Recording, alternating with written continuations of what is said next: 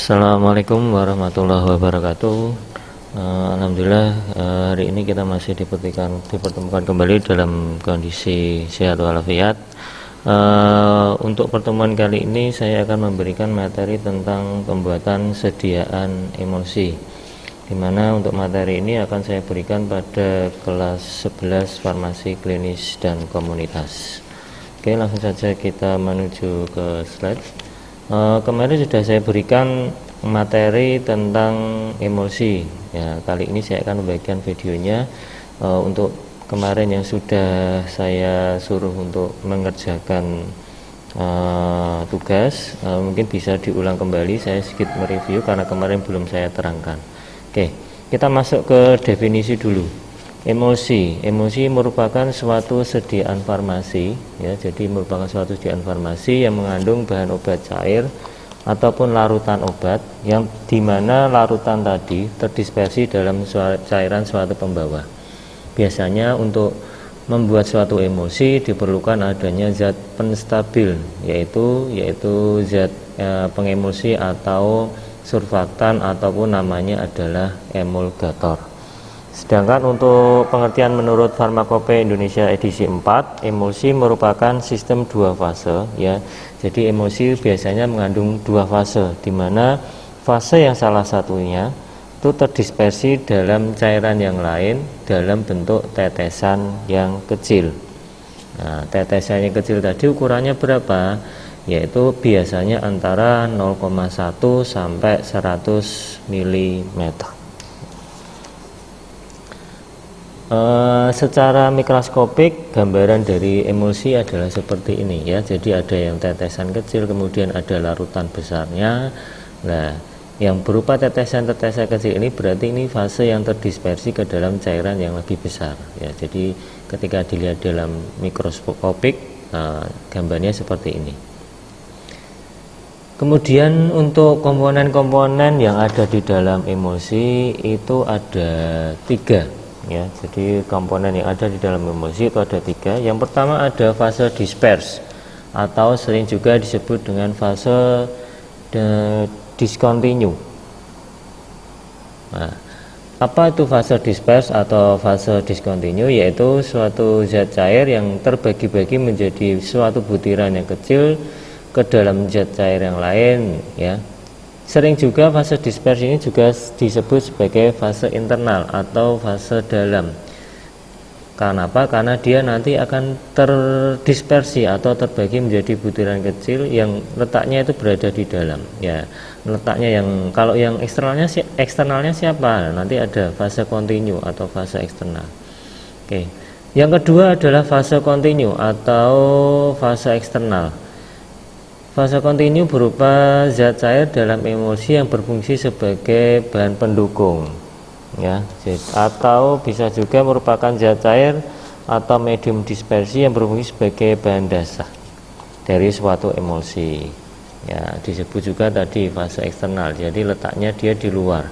Kalau yang disperse itu letaknya di dalam, kalau yang kontinu itu yang di luar.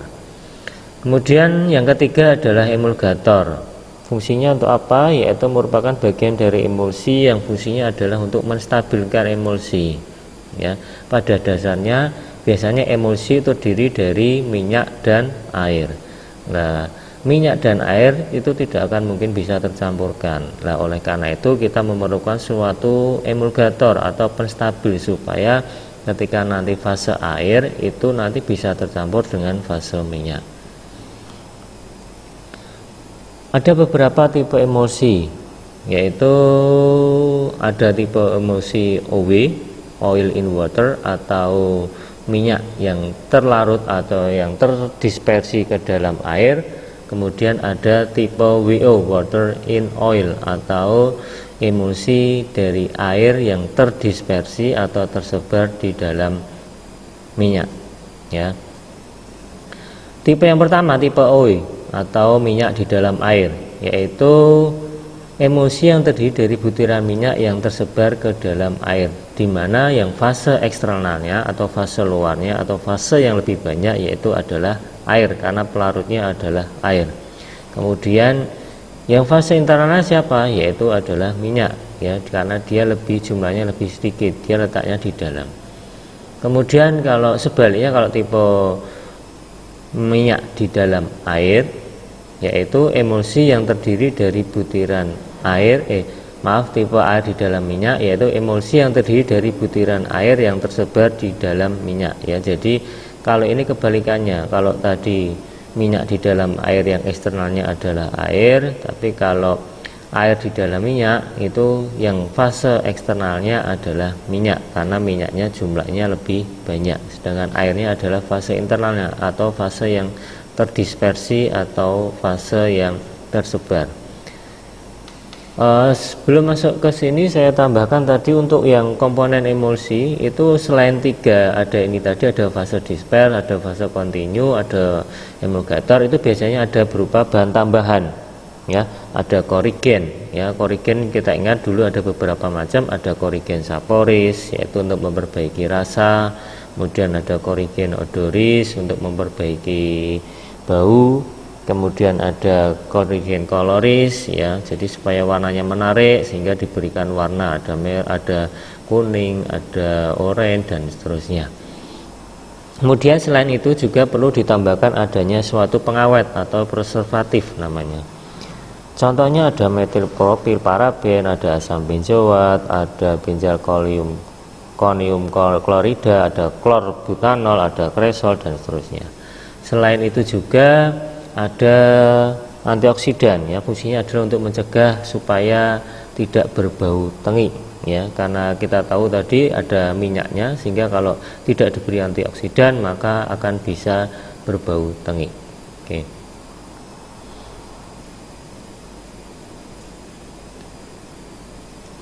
Kemudian, nah ini tadi, ini yang tipe air di dalam minyak, tipe air di dalam minyak atau water in oil, atau air di dalam, atau tipe WO, ya. Nah, waternya atau airnya itu letaknya itu di dalam, dia sebagai fase internal. Kemudian yang sebagai fase eksternalnya adalah minyak atau oil. Nah, yang ini bentuknya seperti korek api, ya. Ya, ini yang lingkaran kecil ini adalah sifatnya adalah polar, sehingga ketika dia bersifat polar maka dia akan lebih mudah larut di dalam air. Kemudian kalau yang ini, yang ujungnya ini, nah ini sifatnya non polar, dia akan lebih mudah larut di dalam minyak. Lah harapannya nanti ketika ada emulgator, ya ini tadi, yang satu sisi yang bersifat polar nanti dia bisa menarik air, kemudian yang di sisi yang lain, di sisi luar ini nanti dia bersifat non polar, sehingga dia bisa menarik minyak, sehingga nanti emulgatornya emulsinya akan lebih stabil. Kemudian yang kali ini adalah tipe minyak di dalam air atau oil in water. Nah, sebaliknya kalau tipe OW ini yang fase eksternalnya adalah air, kemudian yang fase internalnya adalah minyak. Nah, ini tadi yang bentuknya lingkaran ini atau bulat ini tadi ada sifatnya polar. Karena dia polar, maka letaknya ini di luar. Kalau yang tadi tipe WO ini polarnya di dalam. Karena apa? Karena airnya sebagai fase internal. Tetapi sedangkan kalau yang ini, yang lingkaran bulatnya ini di luar, karena yang fase eksternalnya adalah air, sehingga dia letaknya di luar. Kemudian ini yang batangnya ini tadi dia letaknya di dalam, karena dia sifatnya non polar, sehingga dia bisa menarik minyak, ya. Ini tadi kebalikannya. Kemudian ada beberapa macam emulsi. Yang pertama ada emulsi Vera, yaitu emulsi yang terbuat dari biji-bijian yang biasanya mengandung lemak dan protein, kemudian juga air, ya. Contohnya ada emulsi dari biji amigdala dulcis, kemudian ada amigdala amara, ada lini semen, ada cucurbitae semen, ya. Vera, berarti ini Vera. Kalau Vera itu biasanya terbuat dari alam. Kemudian yang kedua ada emulsi spuria atau buatan. Emulsi yang terbentuk karena adanya penambahan suatu emulgator dari luar. Contohnya misalnya kita membuat emulsi dengan menggunakan gom Arab. Tujuan pemakaian emulsi. Tujuan pemakaian emulsi ada beberapa, yaitu Untuk emulsi berdasarkan penggunaannya ya, bisa digunakan untuk pemakaian dalam peroral, kemudian bisa juga untuk pemakaian luar ya. Kalau biasanya untuk pemakaian luar itu biasanya tipenya bisa dua, bisa air di dalam minyak ataupun minyak di dalam air ya. Jadi tapi kalau khusus untuk peroral atau yang diminum biasanya tipenya hanya satu, yaitu minyak di dalam air. Ada beberapa teori terjadinya tegangan emulsi, terjadinya emulsi. Yang pertama ada teori surface tension, kemudian ada oriented wake, kemudian yang ketiga ada interfacial film, kemudian yang keempat ada electric double layer. Nah, kita bahas yang pertama, yaitu teori tegangan permukaan atau teori surface tension. Ya, apa itu teori surface tension? Yaitu terjadinya daya kohesi, tarik menarik antara molekul yang sejenis. Setiap zat biasanya tidak selalu sama, sehingga pada permukaan suatu zat cair antara air maupun dengan udara akan terjadi perbedaan tegangan karena tidak adanya keseimbangan daya kohesi. Tegangan yang terjadi pada permukaan tersebut biasanya sering dinamakan dengan tegangan permukaan. Nah, dengan adanya penambahan suatu emulgator diharapkan itu bisa menurunkan atau bahkan bisa menghilangkan tegangan yang terjadi antara batas kedua zat cair ya, minyak dengan air. Kalau batasnya itu nanti menurun atau bahkan hilang, maka bisa memudahkan untuk bercampurnya antara fase minyak maupun fase air ya. Jadi intinya adanya kita dengan adanya teori tegangan permukaan ini adalah memanfaatkan daya kohesi ya, atau tarik menarik antara molekul yang sejenis ya. Dengan memanfaatkan itu kemudian kita tambah emulgator sehingga tarik menarik tadi dihilangkan atau diturunkan, ada batasnya tadi sehingga nanti mudah tercampur. Prinsipnya semakin tinggi perbedaan tegangan permukaan antara fase minyak maupun fase air, maka akan semakin sulit campur antara fase minyak dengan fase air ya.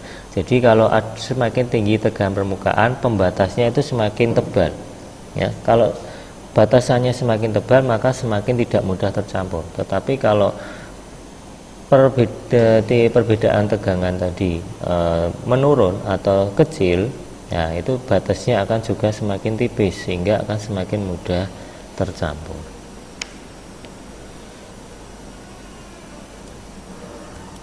Oke, yang kedua adalah teori orientasi bentuk baji atau oriented wake. Setiap molekul emulgator dibagi menjadi dua kelompok, yaitu yang pertama ada kelompok hidrofilik, kemudian yang kedua ada kelompok lipofilik. Ya, hidrofilik berarti hidro air, filik itu suka, berarti hidrofilik itu adalah kelompok yang larut di dalam air.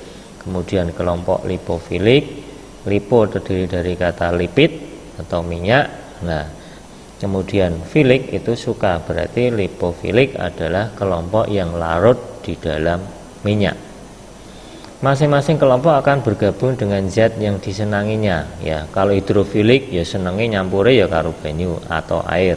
Kemudian kalau yang lipofilik ya senangnya dia akan dengan bergabung dengan kelompoknya, yaitu yang sesama minyak. Dengan demikian seolah-olah emulgator merupakan jembatan atau tali pengikat antara air dengan minyak. Nah, berarti sebetulnya yang kelompok yang suka dengan air dengan kelompok yang suka dengan minyak itu tidak akan campur. Nah, dengan adanya penambahan emulgator ini seolah-olah menjadikan suatu jembatan atau pengikat ya.